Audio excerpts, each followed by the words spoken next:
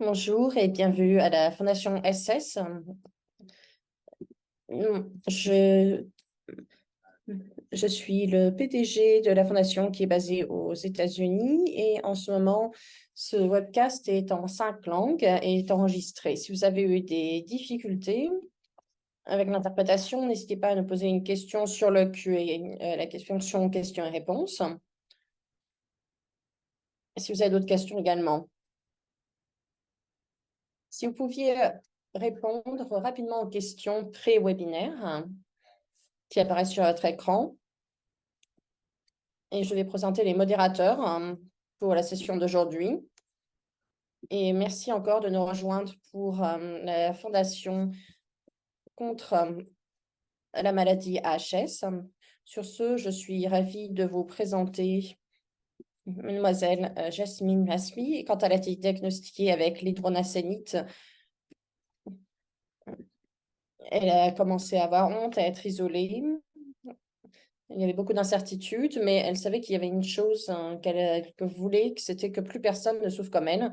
Et le plus qu'elle a appris à se connaître, le plus elle a rassemblé des outils pour que d'autres réussissent à le faire. Et donc, nous allons entendre, le but, c'est d'entendre son histoire, de faire entendre son histoire, de s'assurer que les gens ont une voix, d'ouvrir des parcours pour les communautés, les marginalisées, d'ouvrir le chemin pour les communautés. Et enfin, elle est devenue aujourd'hui, elle travaille aujourd'hui pour l'association qui travaille contre les maladies inflammatoires et l'hydronacénite. Et Jasmine est vraiment un témoignage vivant de la survie à cette maladie. Veuillez lui souhaiter la bienvenue. Bonjour tout le monde, je suis ravie d'être ici aujourd'hui pour ce webinaire qui s'inquiète donc les traitements biologiques contre l'hydrosadénite. Je vais superviser la boîte de commentaires questions-réponses, donc n'hésitez pas à poser vos questions pendant la présentation. Et comme note rapide, juste quelques règles avant que je ne commence par vous présenter nos fantastiques présentateurs pour aujourd'hui. Essayez d'éviter de poser des questions qui sont liées à votre santé personnelle, à votre situation personnelle, parce qu'on ne peut pas vous donner des conseils médicaux. Par contre, on peut vous donner des lignes directives sur les médicaments biologiques et ces traitements en général. Maintenant que ça a été dit, je suis rejoint aujourd'hui par deux fantastiques présentateurs, le Dr Sayad et le Dr Dave Louis. Dr Sayad est un professeur de dermatologie chez UNC des dermatologies, où il est directeur de la clinique contre l'hydrosadénite. Il donne à ses patients diverses options pour gérer leurs conditions, comme des traitements chirurgicaux ou dermatologiques. Et il est dans une recherche et dans plusieurs études cliniques. Et il fait également partie du conseil de la Fondation hydrosadénite. Et donc, Dr Dave Louis, lui, est un professeur associé et directeur de programme à l'Université de Wayne State au Michigan. C'est quelqu'un qui a un intérêt particulier dans la dermatologie et sur l'imagerie non invasive pour les peaux colorées et sur les traitements dermatologiques complexes. C'est le président passé de la Société médicale de Wing et il est également au journal de l'Académie de dermatologie. Et également, il le publie régulièrement lui-même. Bienvenue, bienvenue.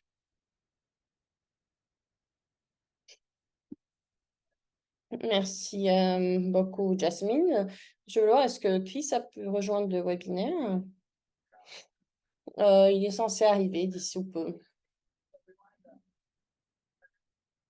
Donc, je voudrais tous vous souhaiter la bienvenue aujourd'hui. Merci d'avoir pris le temps de nous rejoindre.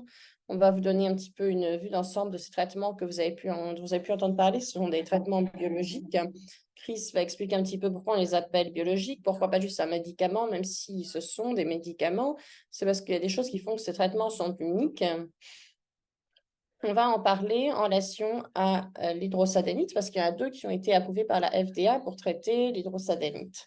Donc, on va vous donner un petit peu des informations sur le contexte, sur ce que sont ces traitements, quels sont les risques, les avantages et en espérant que nous allons pouvoir vous aider à prendre des décisions avec votre fournisseur sur quel est le meilleur traitement pour vous. Comme Jasmine l'a mentionné dans les questions, évitez de poser des questions qui sont spécifiques à votre santé parce qu'on ne peut pas vous donner des conseils médicaux personnels. J'adorerais être votre médecin, mais je ne peux pas être votre médecin dans un webinaire, donc je ne peux pas vous donner des conseils ici, mais on peut répondre à des questions plus larges. On ne peut pas vous dire quoi faire, mais si vous avez des questions sur les médicaments biologiques ou des traitements en particulier, on peut répondre à ces questions et j'espère que ça va vous aider.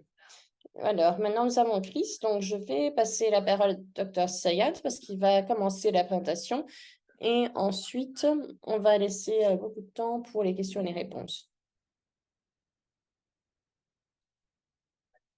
Oui, fantastique, merci beaucoup Steve. Désolée, je vais partager mon écran maintenant pour vous montrer la dernière version du PowerPoint.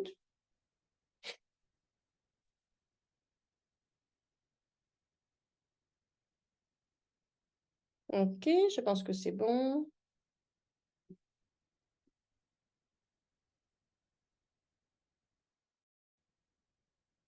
Je pense que tout le monde peut voir maintenant. Oui, c'est bon.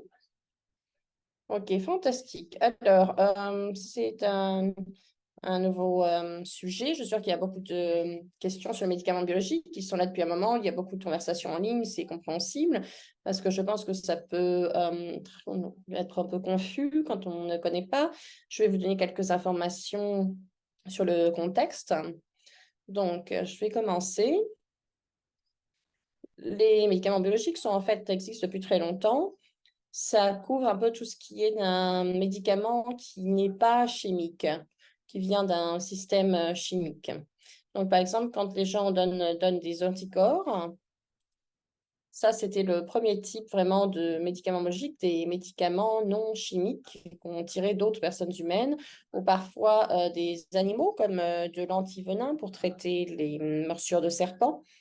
Alors que le temps évolué, en tant que biologiste, nous avons compris comment ce système fonctionnait. Nous nous sommes dit qu'on pouvait prendre avantage de ça et qu'on pouvait, par exemple, utiliser de la levure, des cellules bactériennes pour créer des médicaments qui sont vraiment biologiques, qui sont produits dans la nature, et pour les manipuler d'une certaine façon, pour qu'ils soient plus spécifiques et plus sûrs. Donc, par exemple, quand on pense à adalimumab, qui a été approuvé par la FDA en 2015, donc il y a 8 ans. C'était pas vraiment un nouveau médicament. Déjà, c'était un médicament qui est utilisé pour beaucoup de conditions. Et les gens commençaient à se demander un petit peu comment est-ce qu'on peut utiliser ce médicament pour traiter d'autres choses. Donc, ça a été très important pour les conditions, par exemple, inflammatoires, pour des choses comme l'arthrite rhumatoïde. Donc, la première fois que ça a été approuvé, c'était en 2001 pour le psoriasis. Et il y a un autre médicament, infliximab, euh, qui a été approuvé en 1998. Donc, déjà 25 ans que ce médicament existe pour les conditions inflammatoires. Et ces essais déjà ont été effectués en 1992, donc il y a beaucoup de science derrière. On comprend très bien comment créer un médicament comme ça, comment les rendre sûrs, en quantité suffisante pour traiter les gens. Mais elles ont été développées de façon très spécifique et maintenant elles sont utilisées pour traiter des tonnes de choses différentes, de conditions différentes. Donc, ça va au-delà des conditions inflammatoires. En dermatologie, on pense à ça, oui, mais on peut penser également aux anticorps, par exemple, des anticorps très utilisés pour traiter la COVID comme traitement précoce. Ça a été dérivé de la même façon. Au lieu de viser quelque chose qui est inflammatoire, viser quelque chose qui est un virus. Donc, on a vraiment des utilisations qui sont très customisées, très étendues. Donc, quand on pense aux médicaments biologiques, par exemple, ce sont des médicaments qui sont produits par des cellules vivantes. Alors, quand on produit nos propres anticorps, par exemple, nos corps reconnaissent que quelque chose est une menace et créent d'anticorps, ça fait partie de cette réponse pour attaquer cette chose d'un système dont on essaie de se débarrasser. Et donc, ce que les gens réalisent, par exemple, c'est au niveau des anticorps, j'espère que vous pouvez voir ici mon petit schéma. Par exemple, la partie d'anticorps, au niveau du site objectif, quand par exemple on essaie de reconnaître la portion en jaune, les anticorps sont customisés par ton cellule. Ils reconnaissent une menace. Et donc, par exemple, ici en jaune, ça va viser cette partie-là grâce à l'antigène. C'est vraiment des sites de reconnaissance qui sont très spécifiques et vraiment qui vont viser des choses très spécifiques. On peut donc maintenant customiser finalement à peu près n'importe quel objectif. Et les gens sont devenus de plus en plus forts pour faire ça. Et donc, on a pu créer des médicaments comme Infliximab. Donc maintenant, toutes les protéines humaines sont très customisées et peuvent ainsi viser des virus particuliers. Une autre différence, c'est quand on voit par exemple des petites molécules comme l'aspirine, il y a beaucoup d'interactions quand on pense aux produits chimiques. Donc, on est toujours un peu inquiet. On se demande si le corps va métaboliser de la bonne façon, si un médicament va agir avec un autre. Quand on commence à penser à des choses avec les remplacements au niveau des hormones qui sont de taille moyenne, quand on commence à penser par contre aux anticorps, c'est beaucoup plus large. Ce n'est pas quelque chose qui va passer dans tout le corps parce que ça limite les anticorps humains. Donc, il y a cette capacité d'aller partout, même si c'est une molécule beaucoup plus large. Et parce que c'est également fait de protéines, des choses auxquelles on s'ajuste tout le temps et ne peuvent pas être s'intégrer par l'estomac. C'est pour ça que ces médicaments ne peuvent pas être intégrés très bien. Donc, il faut des médicaments biologiques ce serait bien d'avoir des médicaments biologiques qu'on peut prendre oralement, mais c'est un des problèmes avec les médicaments biologiques, c'est que ça ne peut pas être absorbé de cette façon. Mais quelque chose qui est bien, par contre, c'est que contrairement aux médicaments chimiques, ils ne peuvent pas interagir avec d'autres médicaments chimiques. Donc, par exemple, quand il y a des gens qui ont une longue liste de médicaments, il n'y a pas besoin de s'inquiéter à ça. Il n'y aura pas de conflit entre divers produits. Et quand on se demande à qui s'adressent ces médicaments, bien sûr, ça dépend fortement de ce qui est traité, de la condition. Ça va dépendre des risques du médicament et des avantages qu'il présente. Donc, par exemple, ces médicaments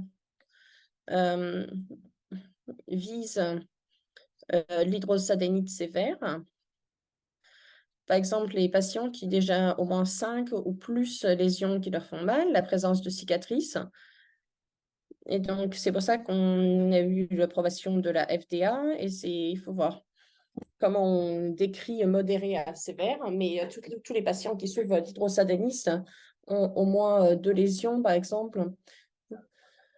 Voir ce qui qualifie comme sévère. Quand on évalue les patients avec un certain point dans le temps, c'est difficile de tout prendre en considération. Donc, c'est une maladie qui est très difficile à gérer. Peut-être que vous n'avez pas exactement 5 lésions ou plus, mais que si ça affecte la qualité de la vie suffisamment du patient, alors c'est vraiment important de commencer à traiter de toute façon selon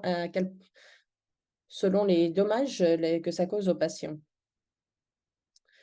En général, on reconnaît le besoin d'avoir un traitement plus précoce. Pourquoi attendre que des cicatrices se développent alors qu'on peut éviter que ça se passe, éviter le besoin d'avoir une chirurgie? Donc, il y a beaucoup de choses à prendre en considération ici sur la façon dont les médicaments sont approuvés. Et si quelqu'un va vraiment bénéficier du traitement, bien sûr. Il y a des considérations auxquelles nous devons faire attention également. Par exemple, il n'y a pas beaucoup d'effets au-delà de ce qu'on essaye de viser, mais il y a d'autres considérations à prendre en compte. Par exemple, les TNF ont d'autres rôles dans le corps. Et il faut reconnaître que pour les personnes qui ont des problèmes de cœur, ils ne devraient pas prendre de TNF parce que ça peut rendre les problèmes de cœur qui ne sont pas stabilisés et ça peut les empirer. Et également pour les personnes qui souffrent d'inflammation des intestins, ça peut empirer la condition. Donc, mais en général, disons que pour 95% des patients, il n'y a pas vraiment de raisons strictes qui font qu'on ne peut pas prendre ce médicament. Et également, quand on prend un médicament comme ça, il faut savoir avant combien de temps que ça ne fonctionne. Par exemple, il y a pas mal de patients qui prennent des médicaments comme ça depuis, par exemple, 1 an, qui ne voient pas vraiment d'amélioration et pour qui c'est très frustrant. Parce qu'à un moment, on se dit, bon, il faut s'assurer de voir des bénéfices avec des médicaments comme ça. Ça va dépendre souvent de pas mal de choses, du dosage parfois, mais généralement, on peut voir une réaction aussi rapidement que 2 semaines, ou au moins il y a moins de douleur, on a l'impression que quelque chose s'améliore, mais ça peut prendre 3 à 6 mois avant de voir vraiment les avantages complets.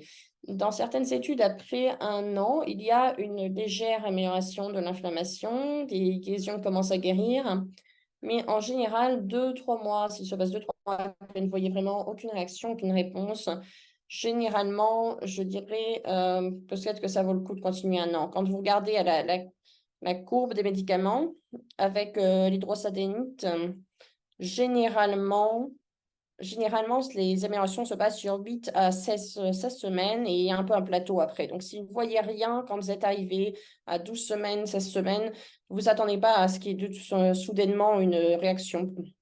En général, au bout de 3 mois, on voit quand même une réponse chez les patients.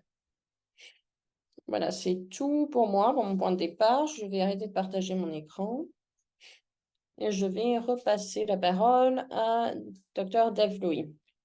D'accord, donc j'espère que maintenant vous pouvez voir mon écran.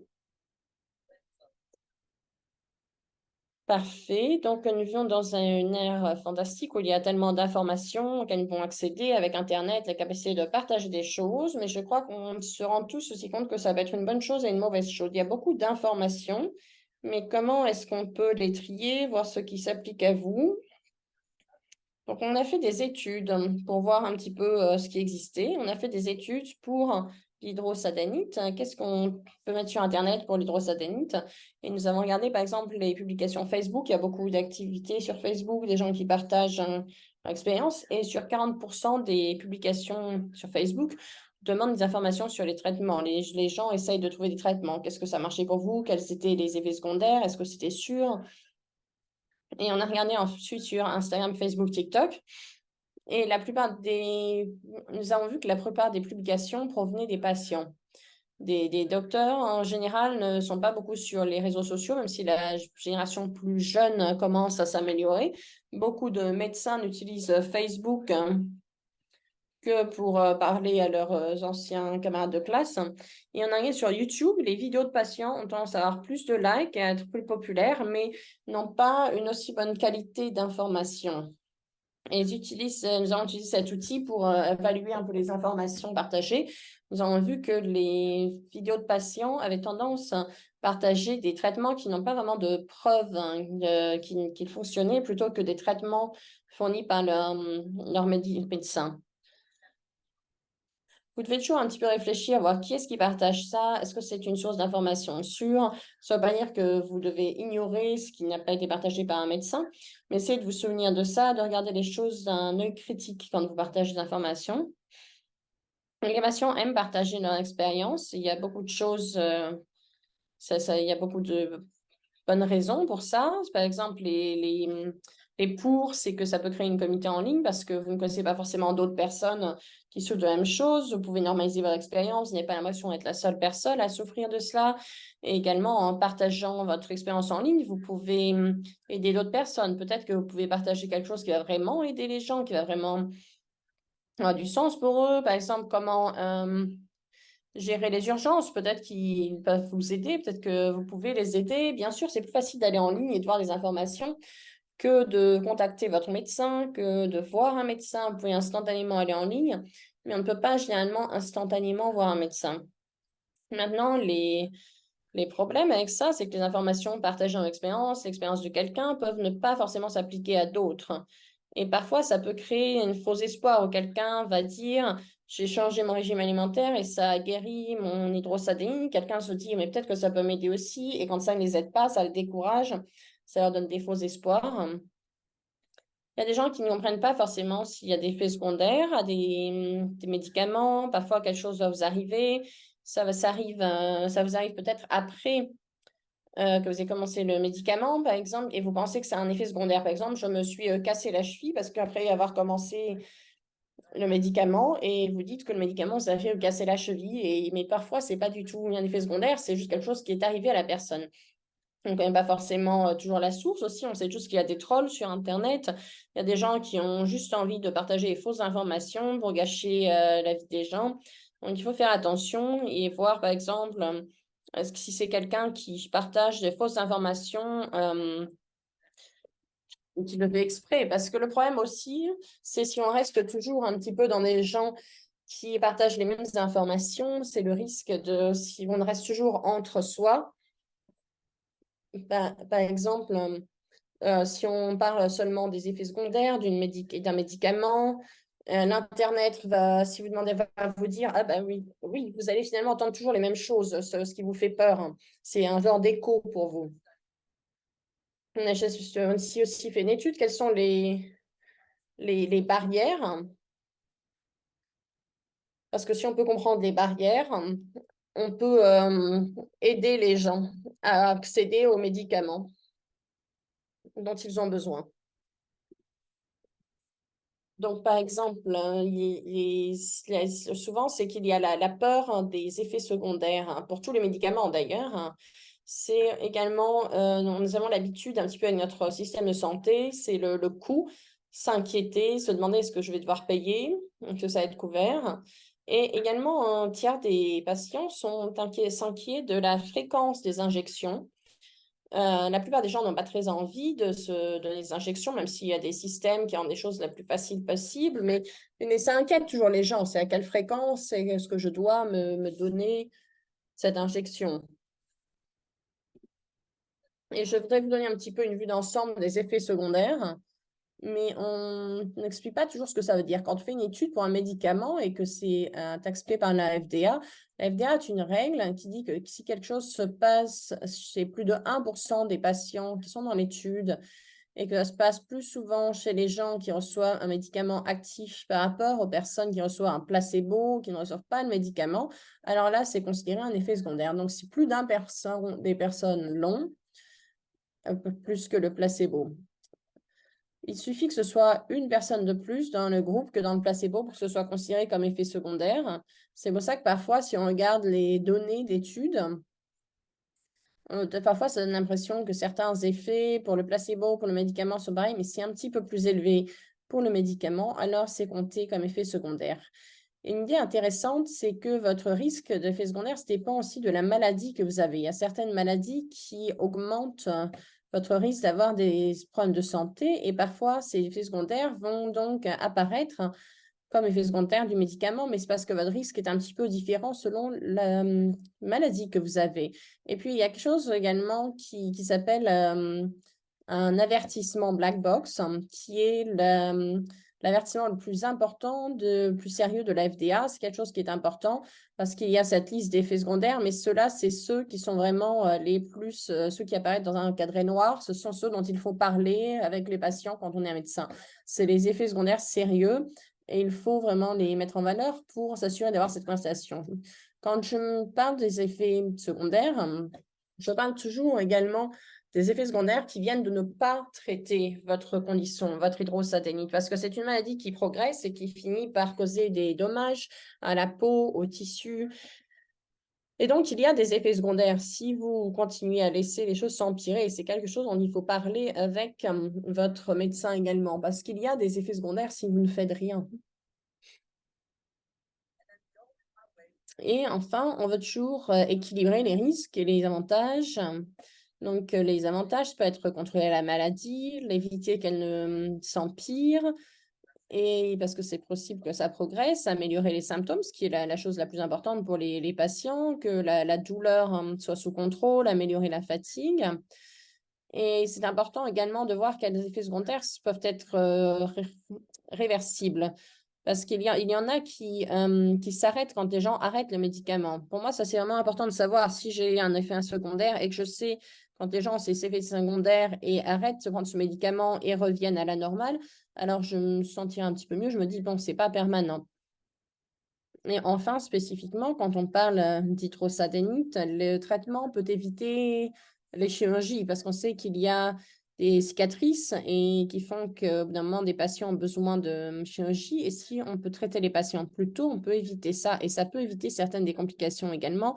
Ça, c'est un petit peu plus difficile à étudier. On essaye de travailler là-dessus pour voir si on peut réduire l'inflammation générale dans le corps afin d'éviter certaines autres complications qui viennent avec le HS. Et sinon, c'est important de parler des risques et des effets secondaires. C'est bien de vous les donner comme un pourcentage, 1 sur 100 ou combien sur 100, combien sur 1000, parce que c'est plus facile de comprendre le risque.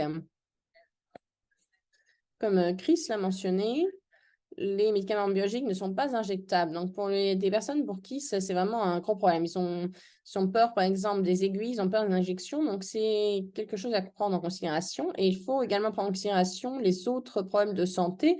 Quand on prend d'autres médicaments, on ne veut pas que le nouveau médicament cause un problème.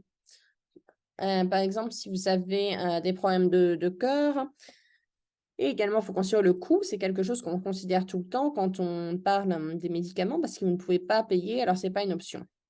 Donc voilà, ce sont les choses. Si vous considérez commencer un médicament biologique, il faut déjà voir à quel point, par exemple, votre hydrosadénite est sévère. Si ce n'est pas encore très grave, il y a peut-être d'autres options de traitement, mais si c'est déjà sévère, la sévérité de la maladie peut influencer quelle option vous allez choisir. Est-ce que c'est stable? Ou est-ce que ça progresse? Est-ce que ça s'empire? Ça, c'est une autre chose que Chris a mentionné.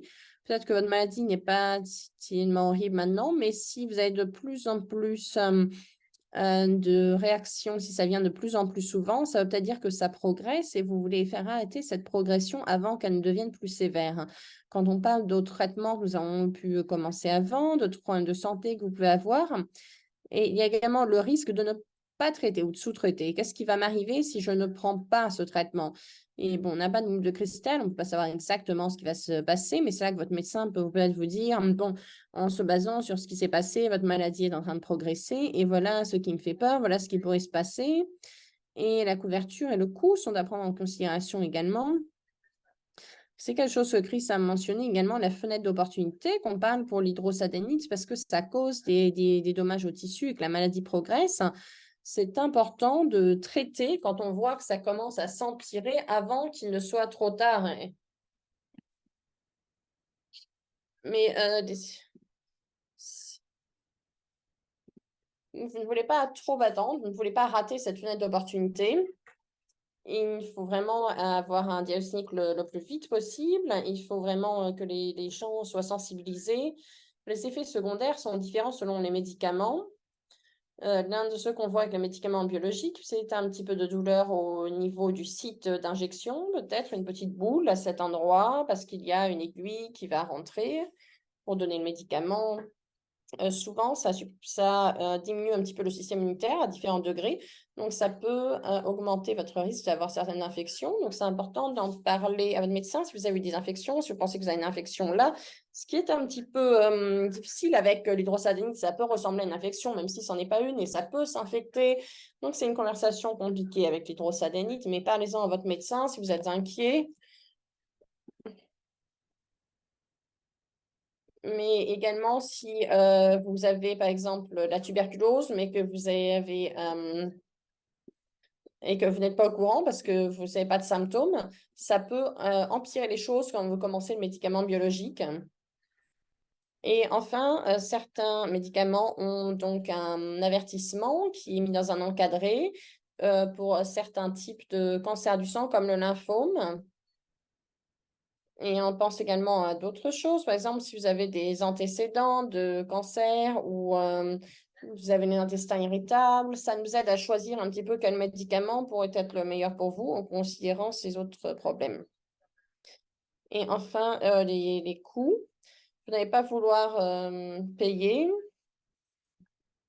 Si parfois, ce n'est pas possible de payer, la couverture différent un petit peu par État. Chaque État va définir ses critères de couverture, la compagnie d'assurance. C'est vraiment difficile de donner des conseils sur la couverture parce que c'est très difficile, c'est différent partout.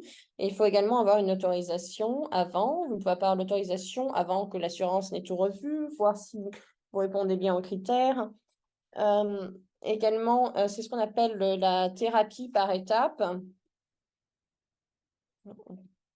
Ça va peut-être recouvrir quelque chose, mais pas une autre chose. Au niveau des étapes, au niveau de l'échelle, et on va demander est-ce que vous avez déjà commencé ça avant ou ça avant. Donc, ça dépend aussi de l'assurance. Si vous ne pouvez pas payer votre médicament, parfois, si vous avez une assurance, vous ne pouvez quand même pas payer votre médicament. Peut-être que la société qui les fabrique peut parfois vous aider en supprimant quelques frais, vous aider à avoir un accès pour vous assurer que ça, c'est fantastique pour que les gens s'assurent à ce qu'ils aient leurs médicaments. Donc, j'ai parlé des autorisations précédentes.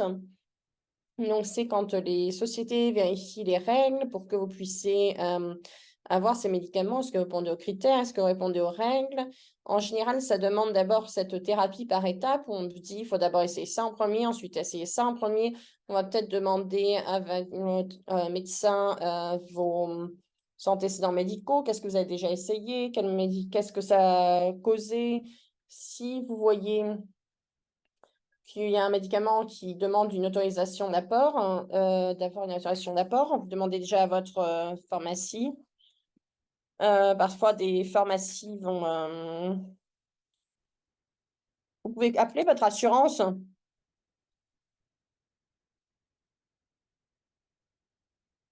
Vous pouvez obtenir cette autorisation avant par la pharmacie. Parfois, ils vont demander l'autorisation à votre médecin et voir qu'est-ce que vous avez déjà donné, par exemple. Est-ce qu'on vous demande à le lire à voix haute? Parce qu'une fois qu'on les fait lire parfois les notes, ils se rendent compte qu'ils ont déjà les informations, mais ils n'ont pas forcément regardé les informations. Bon, on va peut-être vous demander quelle est la dernière date où vous avez reçu des informations de la part du médecin.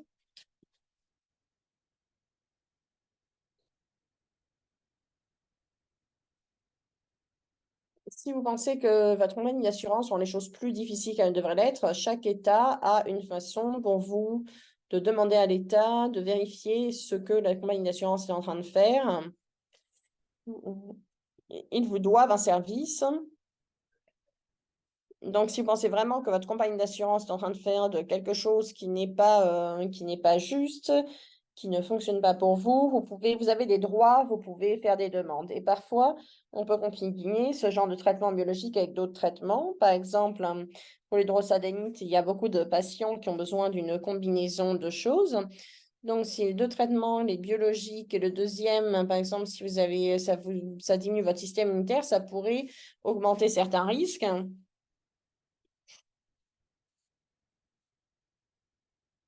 Il y a peut-être, par exemple, d'autres façons de combiner des traitements. S'il y a quelque chose qu'on a pu trouver dans notre recherche, qu'on peut combiner des traitements biologiques. Il y a des traitements topiques également qui existent, des antibiotiques, par exemple comme prednisone, qui ont été utilisés dans les traitements. Et comme Chris l'a dit, les traitements biologiques, d'habituellement, n'ont pas d'interaction avec les médicaments. Et dans le futur, on pourra peut-être combiner différents médicaments biologiques qui toucheront différentes maladies. Mais pour l'instant, il n'y a pas encore d'études sur ce sujet. Il y a eu des études sur la combinaison de thérapie biologique et de chirurgie. Donc,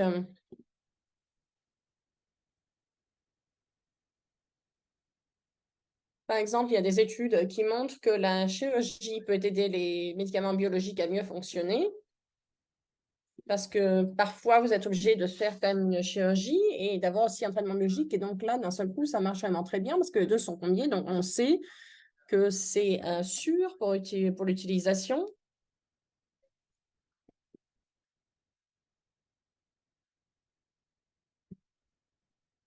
Comme ça, vous pouvez traiter la maladie de façon combinée et vous pouvez guérir.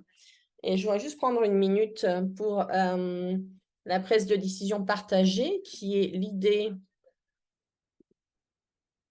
que vous devez prendre des décisions avec avec votre médecin. Et c'est là qu'il y a 3 phases. Il y a, par exemple, la conversation d'équipe. On se dit, bon, on va travailler ensemble, on va entendre les options.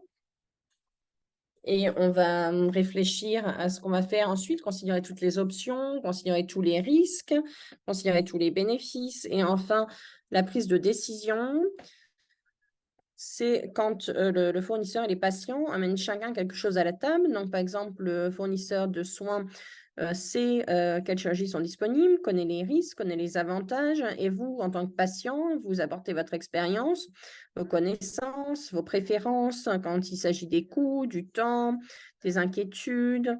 Et on peut ainsi ouvrir un dialogue et on va voir ce qui fonctionne le mieux pour vous.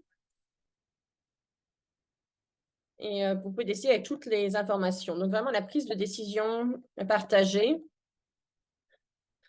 et voir toutes les options.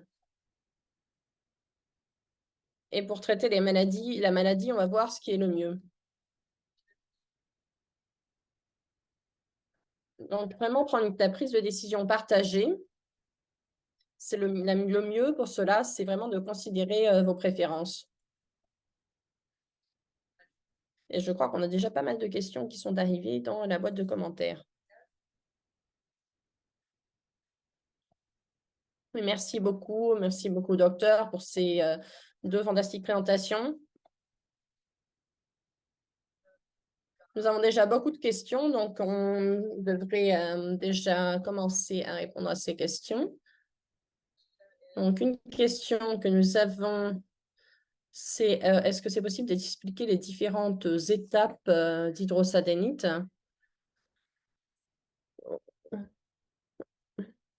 Oui, donc,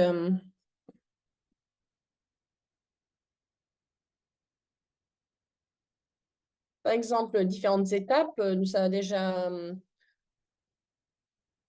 a déjà des informations qui ont commencé il y a des années, mais nous avons donc dû réfléchir. Par exemple, il y a eu l'étape 1, c'est quand il n'y a pas encore de cicatrice. C'est vraiment l'étape la plus précoce. Ensuite, il y a l'étape 2, c'est quand il commence à y avoir des cicatrices qui commencent, où il y a peut-être besoin d'un peu de chirurgie. Et étape 3, c'est quand il y a déjà beaucoup de trous, beaucoup de cicatrices, que ça couvre beaucoup de zones et que là, la chirurgie, c'est voir un petit peu comment la maladie progresse. Donc, certains patients vont avoir beaucoup de cicatrices, peut-être à différentes étapes de la maladie, vont avoir peut-être différentes problèmes de douleur. Nous offrons également d'autres mesures hein, sur la maladie. On n'en parle pas autant, par exemple, que des stades précoces comme 1 et 2. On n'a pas autant d'informations. Donc, c'est utile d'avoir un score précoce parce que comme ça, on peut voir comment les choses progressent.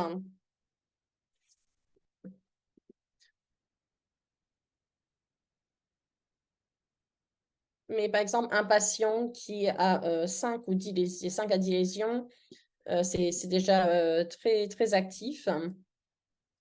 Donc, par exemple, ces stades précoces, hein, ça ne donne pas vraiment l'histoire complète, mais ça montre vraiment comment ça progresse, comment les choses se développent au cours du temps. Oui, est-ce que quelqu'un de médecin, est-ce que vous voulez ajouter quelque chose, docteur Louis? Oui, parfois on entend, par exemple, on utilise ces étapes 1, 2, 3. On dit faible, modéré, sévère, mais 2, il y a une gamme assez large déjà, assez sévère. Mais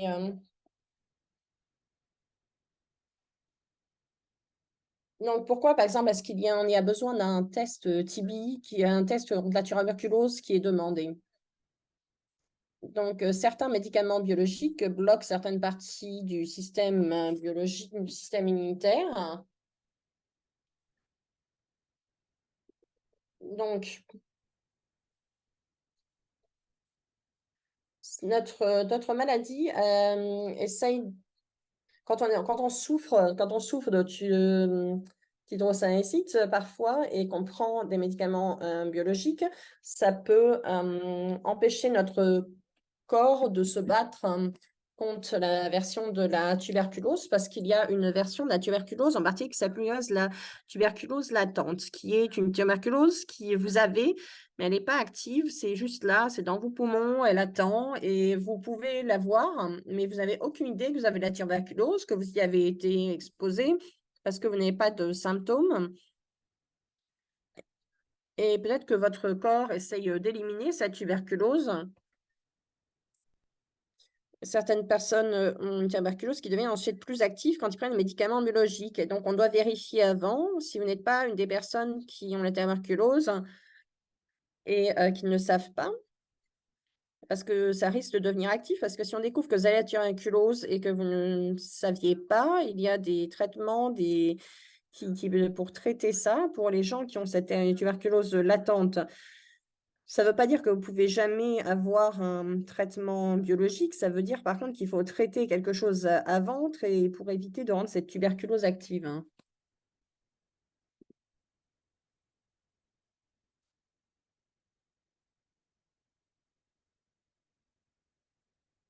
Oui, en grande partie, ce sont quand même des choses qui sont quand même à faible risque.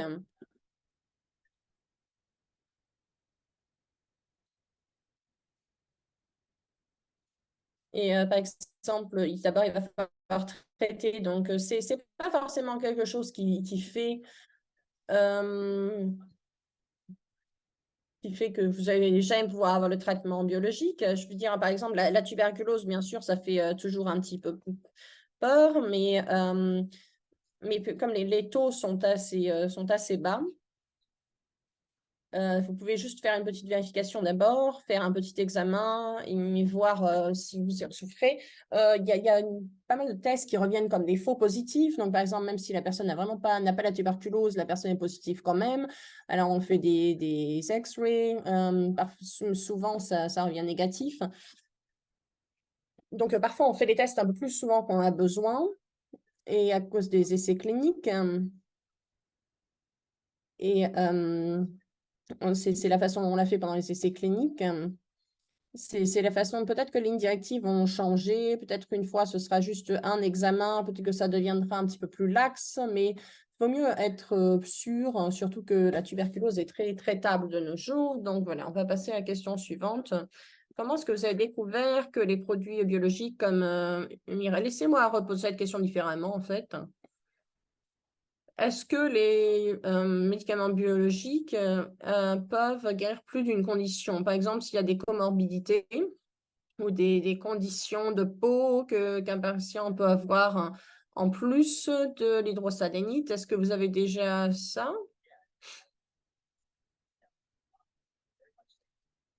Donc, quelque chose qu'il faut prendre en compte, par exemple, si quelqu'un a plusieurs maladies inflammatoires, comme j'ai mentionné avant, il y a des classes de drogues, par exemple, qui peuvent traiter différentes conditions.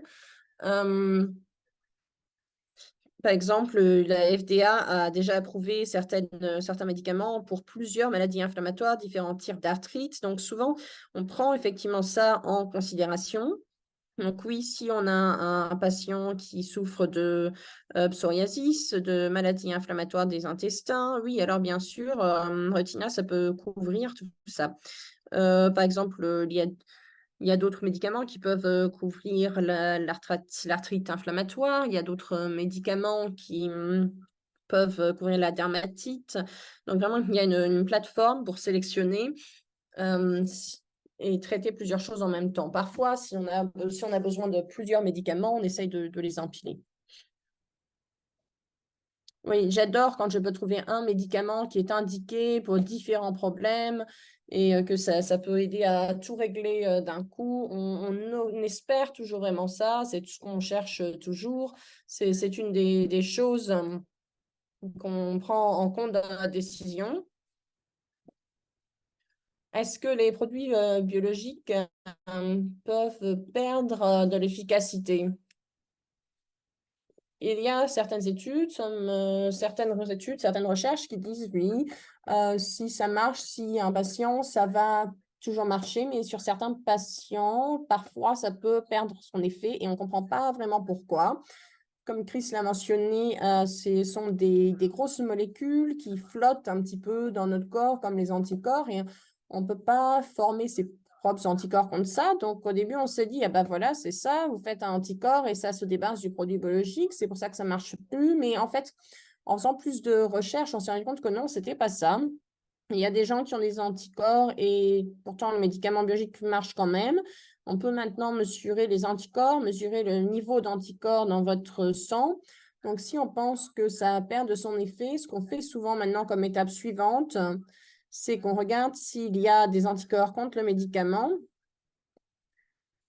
et voir à quel point le niveau est élevé dans votre sang. Voir s'il y a un niveau où, par exemple, ça devrait marcher, mais peut-être que les anticorps alors empêchent que ça fonctionne.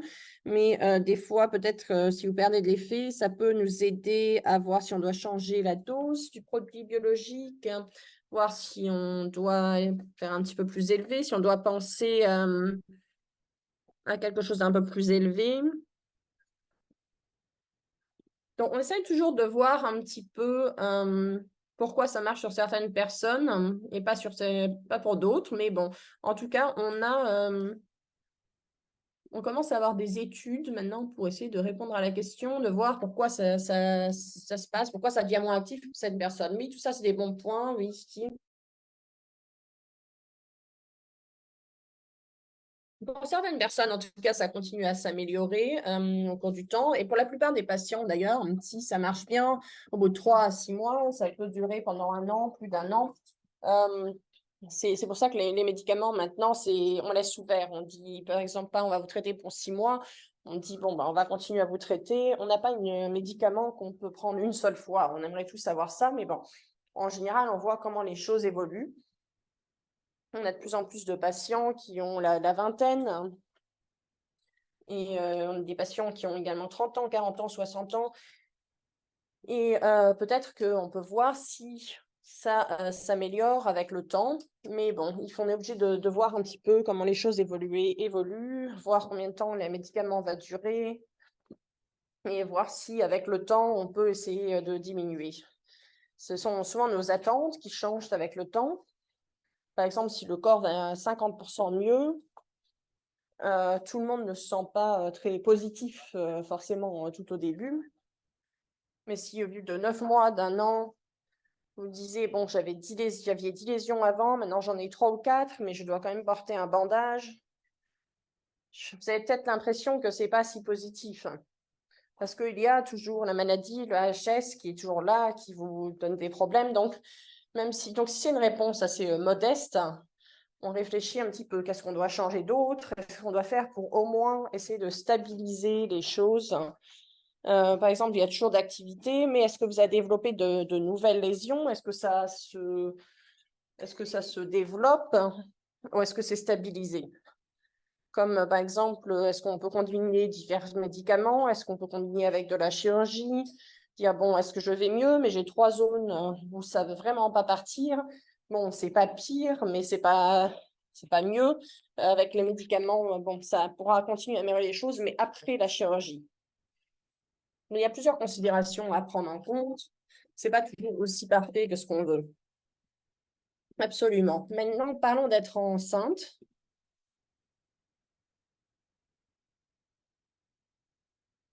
Combien de produits biologiques sont sûrs?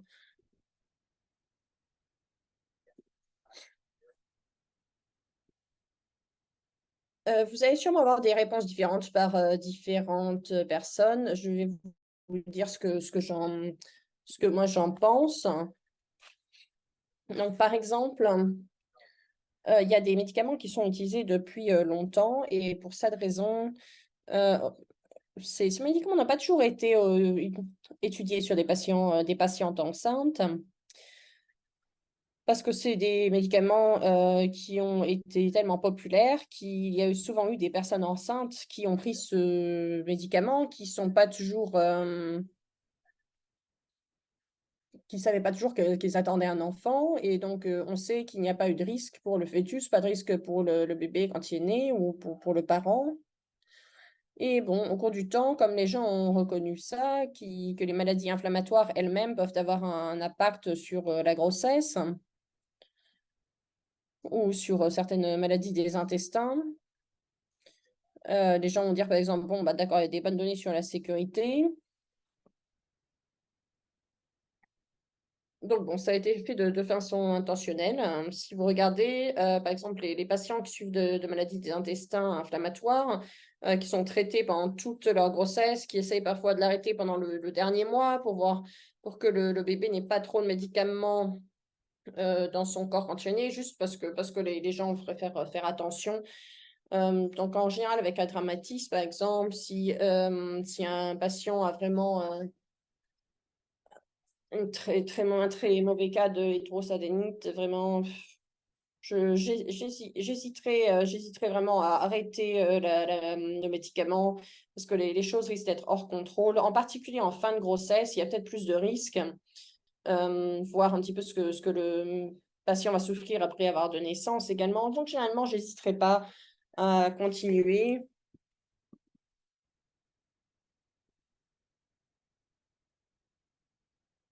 Bon, est-ce qu'il y en aura dans le système du bébé quand il est né? Oui, même si elle présente.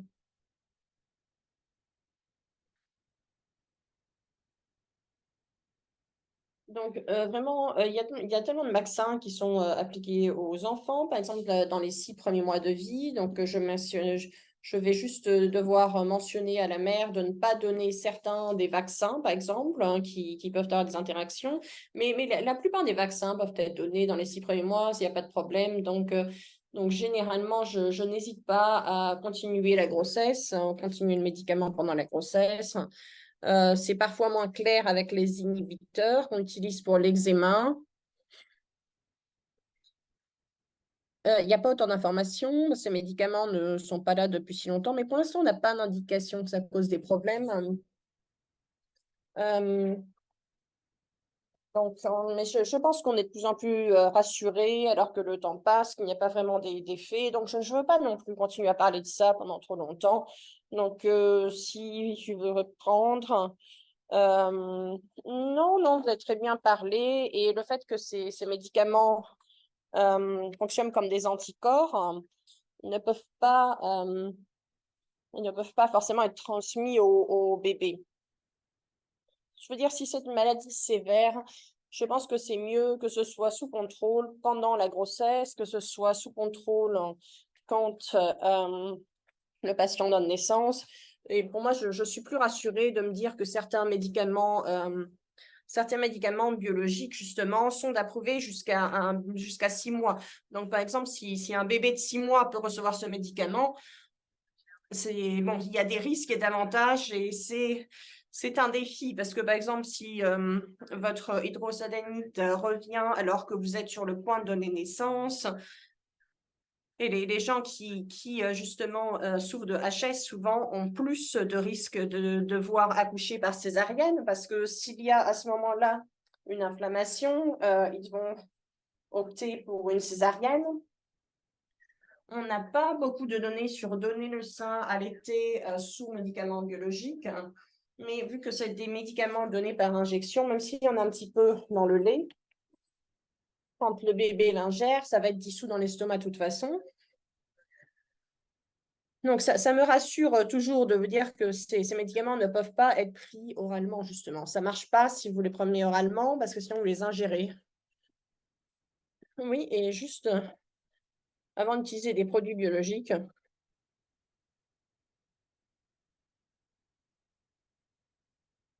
est-ce que vous devez avoir traité certains abcès avant? C'est une bonne question et pas quelque chose qui a été vraiment étudié. Dans les études, ils n'ont pas tout inclus. Dans les études les plus récentes, où ils ont combiné les chirurgies avec les médicaments biologiques, ils ont commencé les médicaments biologiques en premier. Par exemple, si vous avez un abcès, que ça vous rend vraiment fou, peu importe où vous en êtes, si vous êtes déjà sous pour médicaments biologiques ou non, on va devoir s'occuper de ça, on va devoir injecter des médicaments ou faire une procédure pour le vider. Mais ça, c'est basé sur qu'est-ce qu'on fait pour ces zones. Dans les études où ils ont fait des études combinées, souvent, il a fallu voir si la maladie se calmait, qu'est-ce qui répondait, qu'est-ce qui ne répondait pas. Et parfois, on a été obligé de passer par la chirurgie parce que ça continuait, peu importe le médicament utilisé. Donc, il n'y avait pas forcément besoin de vider l'abcès avant de commencer les médicaments biologiques, mais parfois, ça aide d'également utiliser les médicaments et voir ce qui reste, s'il y a besoin de chirurgie. Mais si vous avez un abcès qui vous fait vraiment mal, on n'a pas besoin d'attendre. On peut s'en occuper, on a des traitements, il y a les médicaments, il y a les chirurgies, mais il y a aussi les choses qu'on fait pour les inflammations, pour les lésions aiguës qui font vraiment mal. On a des traitements séparés sur ces abcès. Donc, vous pouvez contacter votre fournisseur et voir déjà, fournisseur de soins de santé, voir ce qu'il peut faire pour cet abcès en particulier.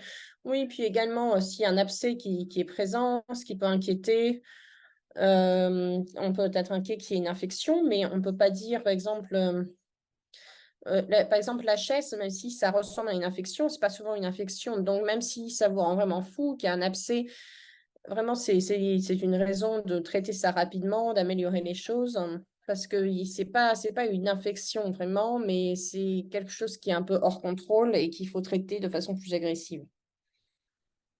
Absolument. Vu qu'on arrive un petit peu à la saison de la grippe, que la Covid revient peut-être, est-ce que le vaccin contre la Covid, est-ce que ça va interagir avec les médicaments biologiques ou la plupart des études qui ont été faites autour de la Covid ou de la grippe, aucune de ces choses, euh, ça, ça risque peut-être le plus arriver quand vous avez un inhibiteur, mais ça ne va pas bloquer la réponse au vaccin du tout. Et les gens ont l'impression qu'ils deviennent plus malades de la maladie. C'est comme tout le monde. Si vous avez un vaccin contre la Covid, un vaccin contre la grippe, c'est pas parce que votre système est tellement faible non plus. Oui, ok, bonne réponse. Est-ce qu'on peut parler de la ménopause et des symptômes de l'hydrosadénite? Il y a des informations sur la ménopause potentiellement qui fait que les symptômes diminuent ou des femmes qui expérimentent, qui ont fait l'expérience de la ménopause, qui voient que leurs symptômes diminuent. Est-ce que ce sont des vraies informations? Là, tellement de choses avec l'hydrosadénite, c'est un oui et non, ça varie de personne à personne. Pour la majorité des personnes, l'hydrosadénite commence dans la vingtaine à la trentaine. Beaucoup de gens vont voir une diminution dans les symptômes, alors que ça arrive à une étape plus avancée, qu'ils arrivent à la ménopause. Mais également, il y a des cas qui commencent pendant la ménopause. Par exemple, des personnes qui n'avaient rien et qui, lors de la ménopause, voient des symptômes horribles. Donc, pour la plupart des gens, ça s'améliore quand même avec le temps. Et si vous regardez un petit peu les gens qui souffrent d'HS, pour la plupart de ces gens, ils ont la vingtaine, la trentaine, la quarantaine. Quand vous arrivez à la cinquantaine, 60, 70 ans, le nombre de personnes qui ont l'HS actif diminue. Une autre chose qui s'arrive également, c'est qu'est-ce que c'est l'HS active? Parce que ça peut causer des dommages permanents. Parfois, vous avez ça pendant toute la vie. Ça ne veut pas dire que ça va guérir et disparaître, mais ça ne va pas corriger les dommages faits.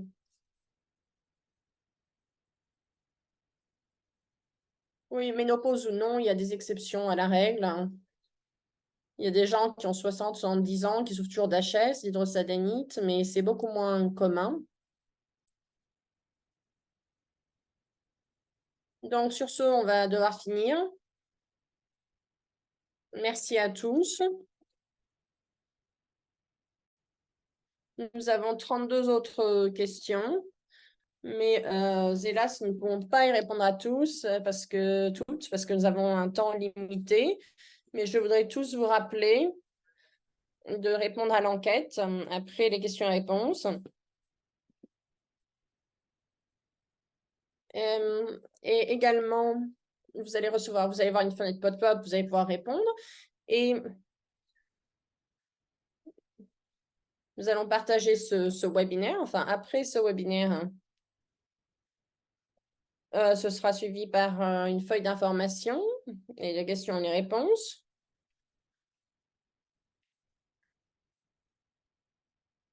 On va un petit peu revoir ça et y réfléchir après ce webinaire. Donc, merci tous de vous être connectés. On apprécie votre engagement, vos questions.